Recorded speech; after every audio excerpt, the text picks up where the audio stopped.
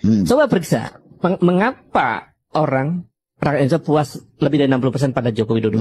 Coba periksa. Yang menyatakan puas itu mayoritas lulusan SMP. Jadi survei yang keliru sebetulnya. Karena survei yang sangat terbuka dengan multi stage random sampling, itu kan kita tahu masyarakat kita 60% SMP. Jadi menanyakan sesuatu pada orang yang tidak paham persoalan. Sama dengan bertanya nama-nama ikan sama anak TK yang belum mengerti nama-nama ikan. Kira-kira begitu. Jadi pertanyaan, apakah Anda puas dengan pemerintahan ini? Ya masyarakat nggak mengerti persoalan. Saya dapat BLT, saya puas. Dia tidak tahu persoalan bahwa ada korupsi yang merajalela. Ya kan? Datanya indeks korupsi kita 34.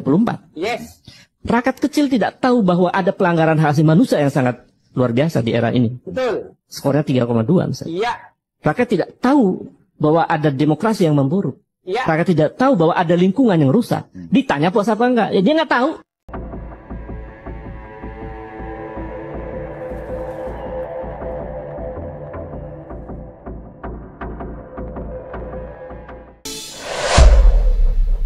Nah, terkait ini Bang, saya agak mundur dikit karena ada yang agak menggelitik nih. Disampaikan ke Abang langsung dari Fakhrudin. Sore Bang Ucok, mengapa masih banyak orang bahkan surveyor masih percaya dengan hasil survei kepuasan?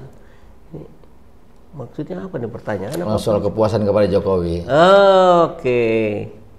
Iya, karena gini, kalau kita lihat ya, coba perhatikan lagi baik-baik soal kepuasan kepada Pak Presiden itu. Itu gini, Bung Saiful. Kalau ditanya soal kepuasan kepada Jokowi, pemerintahan, itu variabelnya itu puas, tidak puas, puas, cukup puas, tidak puas sama sekali. Jadi itu ada, saya buka lah ya, misalnya kalau boleh ini, saya ini pola pertanyaan dari. Nah, pola pertanyaannya itu juga menurut saya penting sekali. Kenapa penting sekali? Karena kalau dia ditanya soal soal misalnya pertahanan keamanan, itu selalu ada kategori sedang. Jadi kalau misalnya ditanya bagaimana pertahanan dan keamanan Bapak Ibu di Indonesia, itu selalu ada kategori sedang. Kalau ditanya persoalan ekonomi, ada kategori sedang. Tapi kalau ditanya soal kepuasan kepada Presiden, kategori sedangnya hilang. Gitu ya?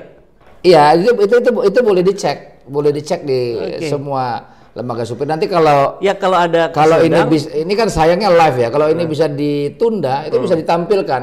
Kita bisa tampilkan slide-nya itu. Jadi kalau ditanya pendapat responden terhadap kondisi ekonomi kita, baik sekali, sedang, tidak baik sama sekali, tidak tahu, tidak jawab. Ada kategori sedang, sehingga di antara responden itu ada yang mengatakan sedang-sedang aja. Nah, biasanya gitu cenderung. Atau biasa saja. Tapi kalau misalnya itu dikatakan, pertanyaan itu diarahkan untuk menjelaskan kepuasan terhadap kinerja Presiden, pasti banyak juga yang menjawab sedang.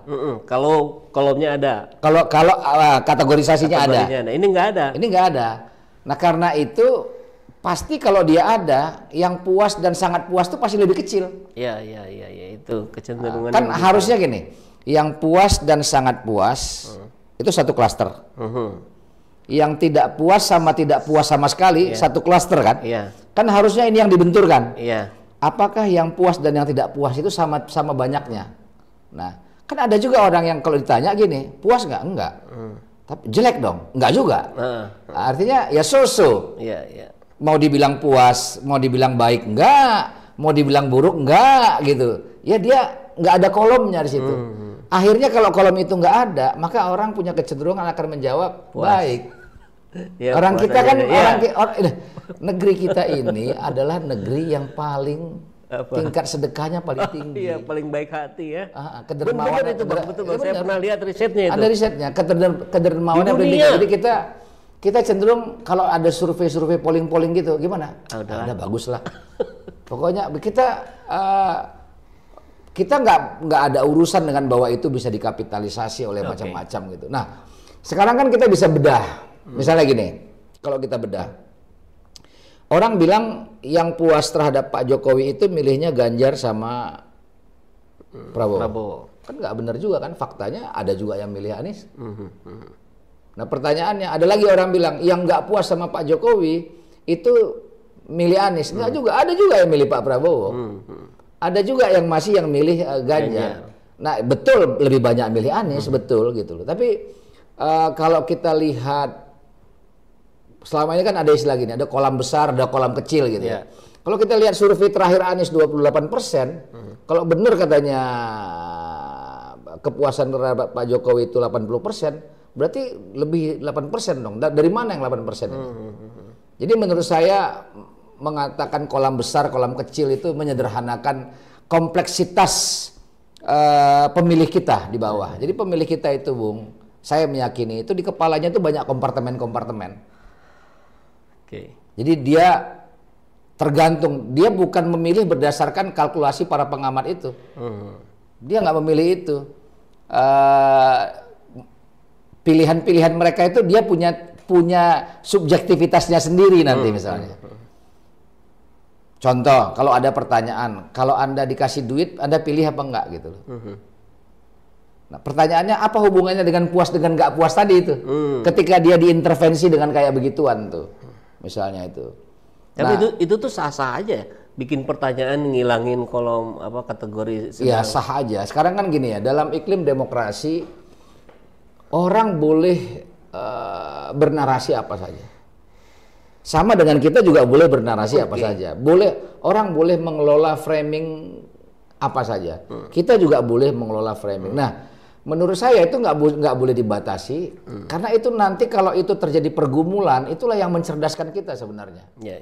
Jadi kayak kita melihat dari cerita, oh kok kayak gini, kok kayak gitu, itu kan perlu kita breakdown tentang survei itu.